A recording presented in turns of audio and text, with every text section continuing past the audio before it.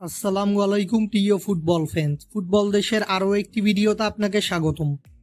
চলতি বছরের কোপা আমেরিকার ফাইনাল থেকেই ইনজুরিতে ভুগছেন আর্জেন্টিনার প্রাণভোমরা লিওনেল মেসি। কোপা আমেরিকার ফাইনালে কলম্বিয়ার বিপক্ষে ইনজুরি নিয়ে মাঠ ছাড়ার পর থেকে এখন পর্যন্ত আর আর্জেন্টিনার জার্সিতে কোনো ম্যাচ খেলতে মাঠে নামেননি আর্জেন্টাইন খুদে জাদুকর লিওনেল মেসি, যার ফলে চলতি সেপ্টেম্বর মাসের ফিফা উইন্ডোতে বিশ্বকাপ বাছাই পর্বে চিলি ও কলম্বিয়ার বিপক্ষে খেলতে পারেননি তিনি।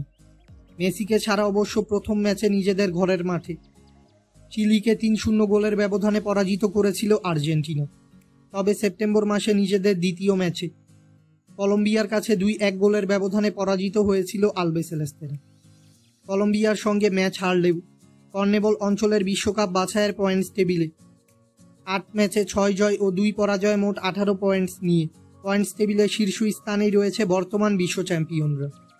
এক প্রেস কনফারেন্সে আর্জেন্টিনার জার্সিতে মেসির মাঠে ফেরা সম্পর্কে আর্জেন্টাইন কোচ লিওনেল স্কালোনি বলেন, আমরা আশা করছি মেসি শীঘ্রই মাঠে ফিরবেন। অক্টোবর মাসের ফিফা উইন্ডোতে দল ঘোষণা করার সময় আমরা তার সঙ্গে যোগাযোগ করব, যেমনটা আমরা সবার সঙ্গেই করে থাকি। তখন দেখা যাবে তিনি মাঠে ফিরতে প্রস্তুত কিনা। মেসিকে ছাড়া অবশ্য আর্জেন্টিনার পারফরমেন্সে সন্তুষ্ট স্কালোনি। তিনি আরও বলেন, মেসিকে ছাড়া আমরা একই পরিকল্পনা অনুযায়ী খেলার চেষ্টা করি, তবে মেসির অনন্য ফিনিশিংয়ের ছোঁয়া একটু মিস করি। তবে সবাই জানে মাঠে যেই থাকুক কী করতে হবে। তাই লিওনেল স্কালোনির বক্তব্য অনুযায়ী ধারণা করা যায় আগামী অক্টোবর মাসের ফিফা উইন্ডোতে আর্জেন্টিনার জার্সিতে মাঠে ফিরবেন অ্যালেমটেনি। মূলত অক্টোবর মাসে বিশ্বকাপ বাছাই পর্বে নিজেদের নবম ম্যাচে ভেনেজুয়েলার বিপক্ষে মাঠে নামবে আর্জেন্টিনা এবং এই ম্যাচটি অনুষ্ঠিত হবে বাংলাদেশ সময় অনুযায়ী আগামী ১১ই অক্টোবর শুক্রবার ভোর ৫টায়।